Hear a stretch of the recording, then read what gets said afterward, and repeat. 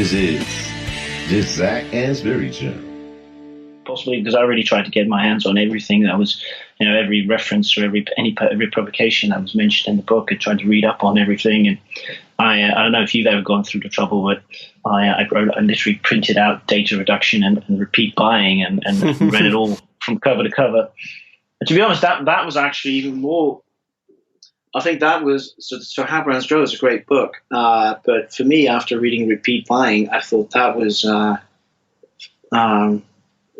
very. I think I could still vividly, seriously reminded of finishing the thing and thinking, "Oh my goodness, there's this man who's just been, he's been doing it all by hand in terms of the calculations and all that stuff, and he just really went out there and just said, well, let's just have a look at what people actually do before we start making all those assumptions." And as you say, you realize that that's just work from someone who did all that stuff decades ago. And why did we know about it? And it's odd and mind-boggling. And that was really sort of a moment where I thought, well, this cannot be true.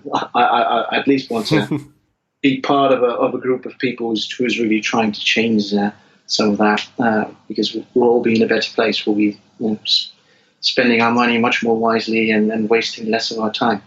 So I completely agree with you. I think there's something quite unique and special about, that repeat buying book that Andrew Ehrenberg wrote. I think it was 88, if I remember the publication date correctly.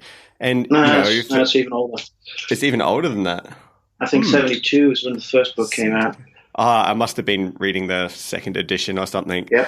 But yeah, for those people who are listening and they're really interested in getting into the detail and the real nuances behind, Andrew's thinking and where it all kind of began, it's definitely worth reading. And I think what's, really quite special about what they did was, they had to do all of this by hand. Personal computers weren't really a thing.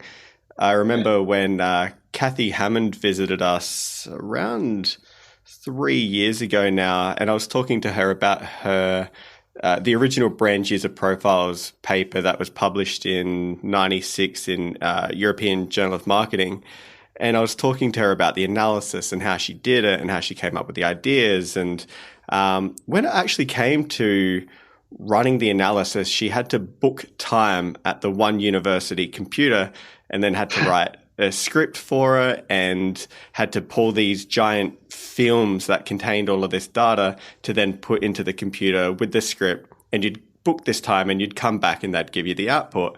Now, if you made one little error on the script, your entire time was just worthless and, you lost absolutely everything. Where, we're a bit spoiled now. We can kind of open up a spreadsheet and pretty much do anything we want almost instantly.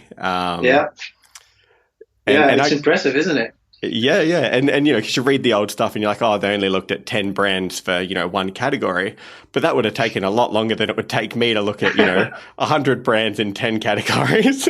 Yeah, exactly. No, indeed. It's really, I don't know, it's some of those tables where it's just, noting, when there's a zero, there's a purchase, there isn't a purchase there.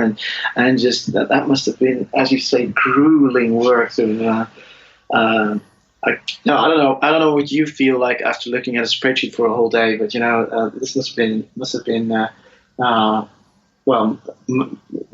much harder, and as you say, because I think more stressful, because indeed, as you say, you need to be really careful to be very rigorous, because small little mistakes can end up being dramatic or having very big consequences if you're not careful, and probably maybe even harder to spot or find or trace back things like that. So well, that said, computing has made a lot of things easier. On the other end, indeed, as you say, it has made us maybe a bit lazier in our thinking and less rigorous. But it was, I think, it was, as I said, it was a great book. But I think even I don't know how. I think Byron references the book more as as sort of a sort of I don't know how you say this in English. It's not necessarily something you would need to read, but more of a sort of a. There is some value in sort of reading it because of the things we just discussed, not necessarily about. There are books that probably explain things more clearly or succinctly or more in a more relevant way for our times in that sense. But it does make you realize, the trouble people have went through and how things sort of started, came about initially, which is what I would say sort of interesting and valuable information to have in your back pocket, not necessarily the findings themselves. Yeah, exactly. And even the presentation of that information is so critical. Like that principles of data reduction, the whole concept and idea of it is something that I've really taken for granted until I've been to, other conferences, whether they're academic or practitioner, and see them present results, which I'm sure are great results, and sitting there and my mind is so consumed with trying to figure out what it's saying as opposed to figuring out what the meaning of the result is. Yes. And, it becomes abundantly clear that it's a worthwhile pursuit and definitely something. I mean, we teach it to all of our undergraduate and postgraduate students at the University of South Australia. But then, you see it in other sort of, especially academic conferences and they just have no idea, if I'm honest, but it's something that it should be more widespread. Yeah, it's I agree. It's interesting how some things like how do you present and or visualize data, and or how do you communicate and talk about it? How do you get it across? Are typically not part of a curriculum in many educations studies. While arguably it is a sort of a skill that you need to adopt actually, and or it's really vital to be really good at it because. As you say, some studies might contain very interesting findings and might be really, really interesting and are worthwhile picking up on it. But if you're really poor at communicating those ideas, you will not get them across. And that's obviously sort of that's a shame, because essentially, that's the whole idea behind science, right? It's just sharing ideas and reflecting on them and maybe having people react and respond to them. But if people aren't picking up on it because it just isn't clear or just too complicated or people just zone out on it, those are really missed opportunities. So it's indeed it's interesting to see how, at least when speaking for myself, we had a few very brief classes on presentation skills and things like that, but arguably, it's actually something you should be working on. Should be taught, throughout your whole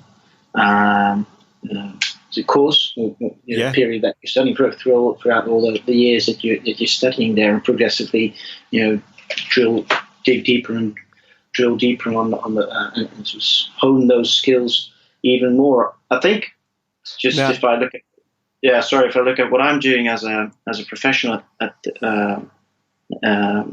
is very often helping people understand and apply, what marketing science teaches us, placing it in my client's business context. But very, very often it's also about how do you talk about these findings, how do you talk about what people need to do, and how do you present it and visualize it so it's very clear to people what the main story is, the main outtake is, and that's, I think, what's so good about data reduction is it's in a way it's also about very much simplifying things so things are more clear, easily understood, easy to communicate, etc., etc. Well, I'm preaching to the converted, obviously, but it's really it's very important.